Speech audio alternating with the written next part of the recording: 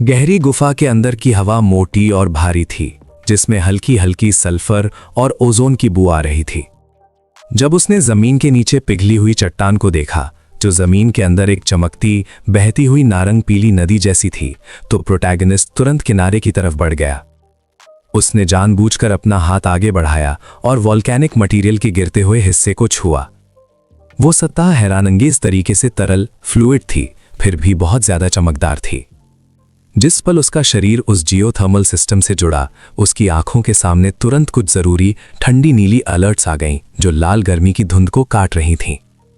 पहले संदेश में यह बताया गया कि उसे डस्क एट्रीब्यूट टेक्निक मिल गई है, जो ट्वाइलाइट गॉड रेल्म के ऊंचे छाया वाले इलाके से आती है। इसके बाद एक और बहुत विस्तार वाली अलर्ट सामने आई, जिसमें इस टेक्निक की क्षमता बताई गई थी कि ये आसपास की एट्रीब्यूट एनर्जी को खा सकती है और इस तरह इस नए एट्रीब्यूट को जितनी शक्ति उसने समोई है उसके अनुसार बढ़ा सकती है। वो टेक्स्ट आराम से नीचे सरकता गया, जिसमें सही अनुपात और बढ़ने की क्षमता दी गई थी।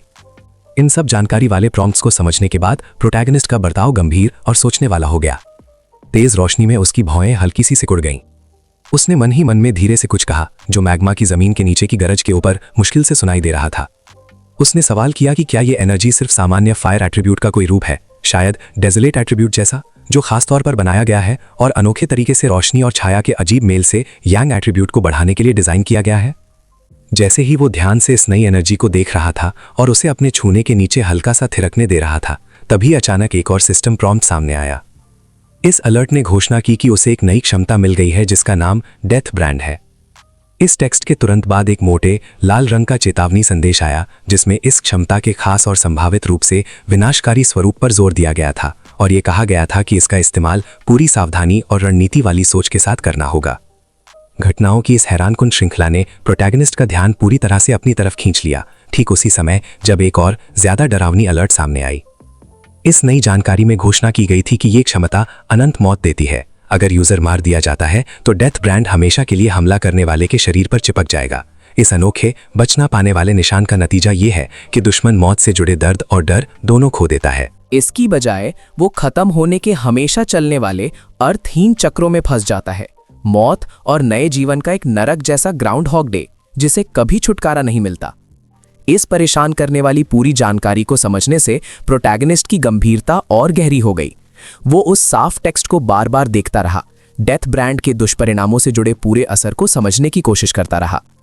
पहला असर येलो स्प्रिंग्स फ्लेम लिस्ट किया गया था, जिसमें ब्रह्मांड के हर कोने से निकलने वाली आग, हमेशा जलने वाली, साफ करने वाली लपटें उस व्यक्ति को लगातार जलाती हैं जिसके पास डेथ ब्रांड है। वो उन्हें राख में बदल देती हैं, मगर ये प्रक्रिया तुरंत फिर से शुरू हो जाती है। दूसरा असर डेथ कलैप्स में एक तेजी से बढ़ता हुआ जहरीला तत्व था, और जैसा कि इसके नाम से पता चलता है, ये शरीर में घुसने वाले आध्यात्मिक मौत के शाप पैदा करता है, जिससे पीड़ित व्यक्ति की फिजिकल स्ट्रक्चर हमेशा सेल्यूलर लेवल पर टूटती रहती है।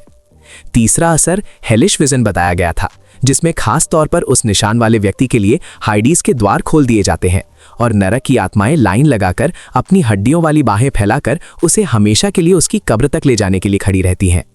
हीरो ने अंदर ही अंदर सोचा, उसका दिमाग जल्दी सी खतरों को तोल रहा था। अनंत मौत बिला शक ये क्षमता बहुत जबरदस्त है, इसमें बहुत बड़ी शक्ति है, मगर ये मेरी वर्तमान परिस्थितियों के लिए ठीक नहीं हो सकती। जो कीमत देनी पड़ेगी, पहली मौत, वो बहुत ज्यादा है। मौत का ये ना खत्म होने वाला साइड इफेक्ट, ये वो चीज है जिससे मैं हर हाल में बचना चाहता हूँ। उसने आगे बढ़कर ठंडे होलोग्राफिक सिस्टम इंटरफेस को आसानी से चलाया और एक चयन को अंतिम रूप दिया। एक निश्चय भरे मानसिक निवेदन के साथ उसने सिस्टम को निर्देश दिया कि डेथ ब्रांड एबिलिटी को उसके डॉर्मेंट स्किल्स रजिस्टर में सुरक्षित रखे, लेकिन उससे तुरंत सीखने या अपने एक्टिव स्किल्स में पूरी तरह से शामिल करने में देरी करे। इसी पल लिन याई ने हीरो को बहुत ध्यान से देखा। मैग्मा से बनी हुई एक मजबूत घूमती हुई ढाल ने उसे पहले ही घेर लिया था और वो उसके अंदर आराम से खड़ा था, उस जबरदस्त जियोथर्मल पावर को खींच रहा था। उस सुरक्षित दीवार से निकलने वाली गर्मी की चमक उसकी दूरी से भी महसूस हो रही थी। एलिमेंटल मास्टरी का ये नज़ारा देखकर लिन याई को एक साथ खुशी और गहरा आश्चर्य हुआ। उसने सोचा कि उसके चचेरे भाई ने असल में ऐसी लपटों में महारत हासिल कर ली है जो नरक की उस भयंकर पुरानी गहराई जैसी लगती हैं। उसने सोचा कि क्या इसका मतलब ये है कि उसने एक और अलग एट्रीब्यूट एबिलिटी हासिल कर ली है।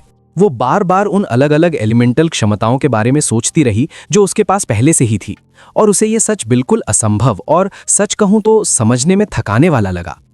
जल्दी से स्पिरिचुअल एनर्जी को एब्जॉर्ब करने के बाद प्रोटैगनिस्ट का गंभीर चेहरा वापस आ गया, जो अब एक एकाग्रता वाले शांति से बदल गया था। एक शांत मुस्कुराहट के साथ जो उसकी आंखों तक नहीं पहुंची थी, उसने लिनी की तरफ देखा और उसे ध्यान लगाए रखने की सलाह दी, ये इशारा करते हुए कि ये वोल्केनिक एनर्जी ही गुफा के अंदर अकेली दिलचस्प चीज या खतरा नहीं थी। जैसे ही लिनी ने ये हल्की होशियारी वाली चेतावनी सुनी, वो तुरंत घूम गई। उसकी सारी इंद्रियां तेज हो चुकी थी। उसने अपने ठीक पीछे एक बहुत ऊंचा चिपकली जैसा आकार देखा, जो गुफा की दीवार पर एक बहुत बड़ा खुरदुरा साया डाल रहा था। इस अचानक डर पैदा करने वाले दृश्य से उसके अंदर थोड़ा सा सच्चा डर दौड़ गया। तुरंत ही वो हीरो पूरी रफ्तार से आगे बढ़ा, इतनी तेज कि लिन ही उसे ठीक से देख भी नहीं पाई। उसकी तलवार चमकदार स्टील की एक झलक की तरह बाहर निकलकर तैयार थी और उसने खुद को लिन ई और उस विशाल जीव के बीच में खड़ा कर दिया। उसने शांति से लिन ई को बताया, उसकी आवाज़ उस जानवर के इतने करीब होने के बावजूद भी स्थिर थी, कि ये कोई असली ड्रैगन नहीं है बल्कि एक म्यूटेटेड लिजर्ड है। उसने इसे हल्के में लेते हुए कहा कि इसकी अधिकतम शक्ति बस एक थोड़े बड़े 4 पैर वाले कीड़े जितनी ही है। इसके बाद उस प्रोटैगनिस्ट ने अपनी नई मिली हुई ट्वाइलाइट एनर्जी को चालू किया। एक गहरा घना धुआं उसके हाथ के चारों तरफ घूमने लगा और फिर वो एक गहरे पर्पल रंग की आग में बदल गया। वो हंसा, उस हंसी में आत्मविश्वास और उत्सुकता थी, और उसने घोषणा की कि ये उसकी सबसे नई क्षमता ट्वाइलाइट फ्लेम डोमेन का फील्ड ट्रायल करने का बिल्कुल सही समय है। जैसे ही उस रेप्टिलियन चीज ने बढ़ते हुए खतरे और आग के असामान्य रंग को देखा, उसने तेजी से अपना मुंह खोला। उसके गले से सफेद गर्म आग का एक मोटा दहाड़ता हुआ स्तंभ निकला। ये कॉन्सेंट्रेटेड फायर टाइप असॉल्ट सीधे हीरो की तरफ निशाना बना रहा था। उस आते हुए हमले को समझते हुए प्रोटैगनिस्ट ने तुरंत अपनी तलवार आगे फेंकी और अपना जवाबी हमला छोड़ दिया। ट्वाइलाइट फायर का एक केंद्रित घूमता हुआ वॉर्टेक्स। दोनों एनर्जीज हवा में जोर से टकराई, जिसका नतीजा एक तुरंत आंखों को चौंधियाने वाले धमाके में हुआ। टक्कर की शक्ति इतनी ज्यादा थी, एक दुनिया को हिला देने वाली क्रैक की आवाज, कि पूरी जमीन के अंदर वाली गुफा की संरचना एक अकेली विशाल शॉकवेव से टूट गई। धमाके की फैलने वाली शक्ति बहुत ज्यादा थी, जो चट्टान को फाड़ती हुई निकल गई। छुपे हुए प्रवेश द्वार के बाहर खड़े गार्ड्स इस अचानक घटना से पूरी तरह दंग रह गए। गुफा की दीवारें उनके पैरों के नीचे कांप उठीं। एक महिला गार्ड ने तेज दबाव वाले जोर को और उसके बाद आने वाली बारीक धूल की बारिश को महसूस किया और तुरंत अपने कॉम्स में घोषणा की कि अंदर एक बहुत बड़ा माल फंक्शन हो गया है और रीइंफोर्समेंट्स को तुरंत बुलाने की मांग की। उसके बगल में एक पुरुष ऑपरेटिव अपने एडवांस्ड मेजरमेंट डिवाइस से स्थिति पर नजर रख रहा था। उस यंत्र पर स्पिरिचुअल एनर्जी की रीडिंग्स अचानक बहुत ज्यादा बढ़ गईं, सारी प्रोग्राम लिमिट्स को पार कर गईं और घबराहट पैदा कर दी। उसने जल्दी से हाँ में हाँ मिलाई। उसकी आवाज में तनाव था और उसने तुरंत डिवाइस से एक इमरजेंसी सिग्नल भेजा। धमाके के बाद जो अचानक खामोशी छा गई थी, उसमें उस डिजिटल स्क्रीच की गूंज सुनाई दी। वो सिग्नल सीधे बहुत सुरक्षित वॉर गॉड जोन तक पहुंचा, जो शांत और व्यवस्थित गतिविधियों का केंद्र था, जहां गैलन कई दूसरे बड़े पर्सनल के साथ मौजूद थी। सिस्टम से एक चेतावनी देने वाली सिंथेसाइज्ड आवाज ने औपचारिक रूप से गूंजते हुए घोषणा की कि तन्हाई फॉरेस्ट के अंदर एक नया म्यूटेटेड लाइफ फॉर्म मिला है। स्पिरिचुअल एनर्जी की कॉन्सेंट्रेशन बेस लाइन से 1000% ज्यादा दर्ज की गई थी। खतरे का वर्गीकरण एस रैंक बताया गया और वॉलेटिलिटी के कारण अनोमली का स्तर अभी तक मापा नहीं जा सका था। इस समय सीनियर वू गैलन के बगल में खड़े थे और शांति से डिप्लॉयमेंट मैप्स देख रहे थे। जब गैलन ने मेन बोर्ड पर स्पिरिचुअल वार्निंग सिग्नल को चमकते हुए देखा, तो उसने अपनी गहरी चिंता जाहिर की और कहा कि यह समय बेहद बुरा और शक वाला है। उसने इशारा किया कि तन्हाई फॉरेस्ट के अंदर स्पिरिचुअल एनर्जी लंबे समय से स्थिर थी, फिर भी ठीक उसी समय ऐसी विनाशकारी घटना हुई जब एंटोमर कल्टिवेशन के लिए अंदर गया था। पास खड़े सीनियर वू ने धीरे से सर हिलाया और अपना विचार रखा। उन्होंने कहा कि भले ही उन्हें हीरो की जबरदस्त क्षमताओं पर पूरा भरोसा है, फिर भी उन्हें तुरंत व्यक्तिगत रूप से स्थिति की जांच करनी चाहिए और एस रैंक अलर्ट को सबसे ज्यादा गंभीरता से लेना चाहिए। उसके तुरंत बाद वो दोनों व्यक्ति पूरी डरावनी रफ्तार से निकल पड़े। वो लोगों की तरह नहीं, बल्कि शक्ति और इरादे के धुंधले आकारों की तरह चल रहे थे और सीधे प्रोटैगनिस्ट की जगह की तरफ बढ़ रहे थे। वो तेजी से हीरो के इलाके के पास पहुंचे और गुफा के स्ट्रक्चर पर जहां वो था जोर से उतरे, जिसके कारण जमीन एक बार फिर कांप उठी। सुरक्षा की जिम्मेदारी संभालने वाली महिला गार्ड उनके आने की रफ्तार देखकर हैरान रह गई और कुछ बोल नहीं पाई। उसने मन ही मन उस डरावनी वेलोसिटी के बारे में सोचा और महसूस किया कि ये जरूर एक वज्र रियल्म एक्सपर्ट की असली शक्ति होगी। उसने सोचा कि जबकि एंटोमेर की शक्ति अकेले ही प्राकृतिक घटनाओं को शुरू कर सकती है, एल्डर वो एक ऐसे व्यक्ति थे जिन्हें स्पिरिचुअल एनर्जी को खुलेआम मोबिलाइज करने की जरूरत भी नहीं थी।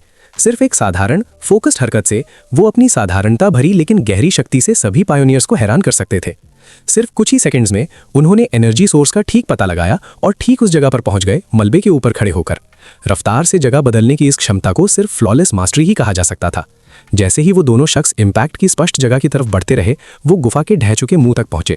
सीनियर वू ने अपना हाथ उठाया, एक लगभग अनुभवी इशारा, और साधारणता से पुष्टि की कि यही सही जगह है। एक ही जोरदार निर्णायक हरकत में उसने अपनी अंदर की शक्ति, जो कि एक शांत पीसने वाली ताकत थी, का इस्तेमाल किया ताकि वो प्रवेश द्वार रोकने वाले विशाल पत्थरों को एक तरफ फेंक दे। वो पत्थर बाहर की तरफ फट गए, जिससे एक रास्ता दिख गया और उसने तुरंत अंदर जाना शुरू कर दिया, ये सुझाव देते हुए कि अब बिना देर किए आगे बढ़ना चाहिए। उसी दौरान गुफा के अंदर हीरो का उस म्यूटेटेड ड्रैगन पर किया गया हमला बहुत ज्यादा ताकतवर था। ताकि उस भयंकर विस्फोट के दौरान लिनी की सुरक्षा हो सके, हीरो ने सहज बुद्धि से उसके आसपास एक घनी डिफेंसिव बैरियर बना दी थी। लेकिन इस उपाय के बावजूद भी लिनी थोड़ी हिल गई थी। उस टक्कर से पैदा हुए तेज दबाव और आंख चुंधियाने वाली फ्लैश से वो थोड़ी देर के लिए प्रभावित हो गई थी। उसकी आंखों के सामने थोड़ी देर के लिए बची हुई गर्मी की धुंध और धुएं के कारण अंधेरा छा गया था। उस रोशन इलाके की तरफ देखते हुए जहां हीरो मजबूती से खड़ा था, उसने चिंता से आवाज लगाई, जबकि विस्फोट का शोर अभी भी उसके कानों में गूंज रहा था। उसने पूछा, भैया क्या आप ठीक हैं? वो क्या था? ड्रैगन को पूरी तरह से खत्म करने के बाद, जिसका विशाल शरीर अब टूटी हुई कैबिन फ्लोर पर ठंडा पड़ रहा था, हीरो ने शांति से जवाब दिया, मैं बिल्कुल ठीक हूं, लेकिन ऐसा लगता है कि कोई बाहर वाला हमसे डिस्कशन करना चाहता है। जिस पल प्रोटैगनिस्ट ने ये शब्द कहे, सीनियर वो अचानक एक ही शांत फ्लैश में उसके सामने प्रकट हो गए। उन्होंने वो दूरी तुरंत ही तय कर ली थी। हीरो ने तुरंत एक गंभीर चौकन्ना पोस्चर अपनाई और नए आए व्यक्ति पर अपनी तेज नजर जमा दी। फिर सीनियर वू ने बोला, उनकी आवाज गहरी और ठहरी हुई थी। उन्होंने कहा, आप मेरे जीवनदाता दी एंटुमेर है ना?